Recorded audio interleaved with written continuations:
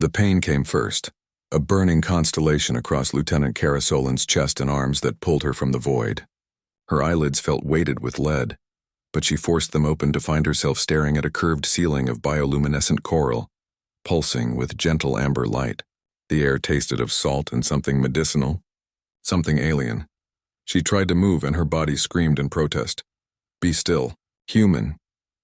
The voice was deep, resonant, carrying the growl of something that had evolved to hunt. "Your wounds are grave." Kara's vision swam into focus. Around her medical pod stood 7 figures, each towering over her prone form. They were Vrexians, apex predators from the Scorpio arm, their scaled hides ranging from deep crimson to obsidian black. Each possessed 4 arms, razor-sharp talons, and eyes that reflected light like polished mirrors. The Predator Council. She recognized their ceremonial sashes marking them as the highest authority in this sector. At the forefront stood Counselor Varthesk, his bronze scales catching the ambient light. His upper arms were crossed while his lower pair rested near the plasma weapons at his belt, a stance that spoke of both respect and caution. "The cubs," Kara croaked, her throat raw. "Did they live?" Varthesk interrupted, his voice softening by a fraction. "All 16 of them. Because of you." The memories crashed back like a tidal wave. The distress beacon had been faint, nearly lost in the cosmic background radiation. Kara's scout vessel had been 3 light hours from any inhabited system when she detected it. A standard evacuation pod, damaged in venting atmosphere.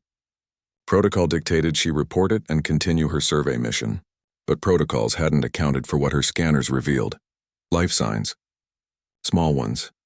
Children. She'd docked with the pod to find it half-shredded by micrometeorite impacts, its hull breached in a dozen places. Inside, huddled in the emergency shelter, were 16 Vrexian cubs, none older than 5 standard years by her estimate. Their caretaker was dead, her body frozen near the airlock where she'd tried to seal the breach. The cubs had been crying, their distress calls echoing through Kara's helmet comm. The pod was dying. She had minutes, maybe less. Her own ship could hold them all.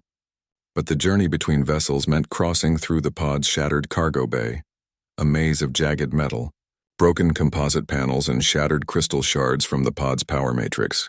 The shards were still energized, each one capable of delivering a lethal dose of radiation. The cubs couldn't traverse it. Their smaller bodies would absorb fatal levels before reaching safety. Kara didn't hesitate. She'd made multiple trips, carrying 2 cubs at a time through the crystalline hell. The radiation alarms in her suit screamed with each passage. The shards cut through her environmental gear, then through her skin, embedding themselves in her flesh. Each step became agony. Each breath felt like inhaling fire. But she kept moving. By the 8th trip, her hands were leaving bloody prints on the cub's fur. By the 12th, her vision was blurring, her body's cells screaming as radiation tore them apart. By the 16th trip, she'd collapsed twice but dragged herself forward both times. When the last cub was safe in her ship, when she'd sealed the airlock and set the autopilot for the nearest Vrexian outpost, Kara Solin had fallen to the deck and known nothing more. "You absorbed enough radiation to kill 5 of your kind," Varthesk said, and there was something almost like wonder in his voice.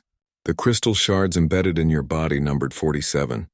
Our physicians removed them, but the damage—" He paused, his secondary eyelids blinking slowly. "You should not have survived." "But I did," Kara whispered. "Yes." The counselor leaned closer, his predatory gaze fixed on her.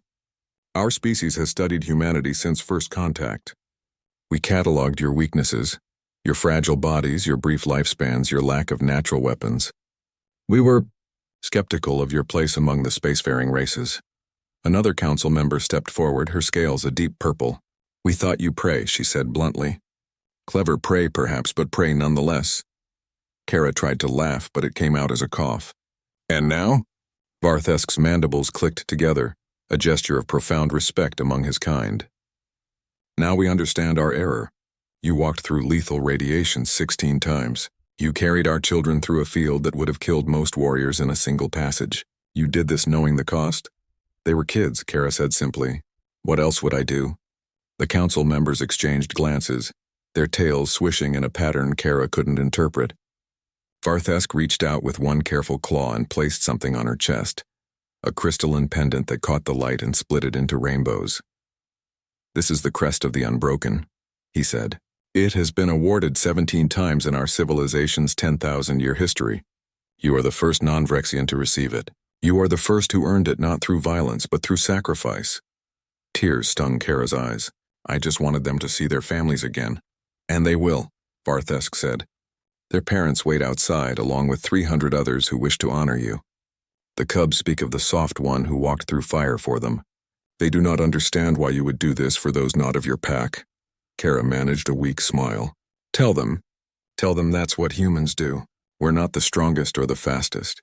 We're not apex predators, but we protect those who can't protect themselves. That's what makes us human. The counselor's eyes gleamed. No, Lieutenant Carasolan, that is what makes you extraordinary. We thought we understood the hierarchy of the universe. Predator and prey, hunter and hunted. But you have shown us a third way, a category we had not conceived. What's that? Kara asked. Varthesk's mandibles spread in what might have been a smile. Guardian. You are guardians. And perhaps that is more fearsome than any predator. As consciousness began to slip away again, Kara heard the counselor's final words. Rest now, human. When you wake, an entire civilization waits to call you friend. And for the first time since she'd awoken, Lieutenant Carasolan let herself believe she might actually survive this.